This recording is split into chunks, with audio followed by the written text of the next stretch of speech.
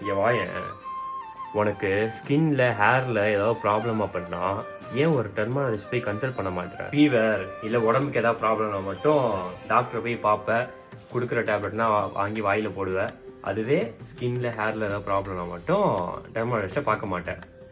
இங்கே பாரு, அவங்க ஒன்றும் சும்மா கிளினிக் ஓப்பன் பண்ணிட்டு உக்காந்துல்ல, இதுக்குன்னு படிச்சுட்டு எல்லாம் கற்றுக்கிட்டு வந்து உக்காந்துருக்காங்க.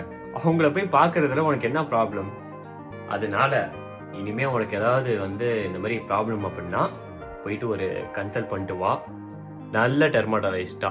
ஏன் டெர்மாட்டாலஜிஸ்ட போய் நான் என்ன கேட்டாலுமே இதனால இதுக்கு இது பண்ணா சரியாயிரும் அப்படி சொல்லி முடிச்சிருவாங்க. அதை விட்டுட்டு அவங்க வேற எதுவுமே நீ பண்ண சொன்னதே இல்லை, தேவையில்லாம எந்த ப்ராடக்ட்டும் வாங்க சொன்னதும் இல்லை இன்ன வரைக்கும்.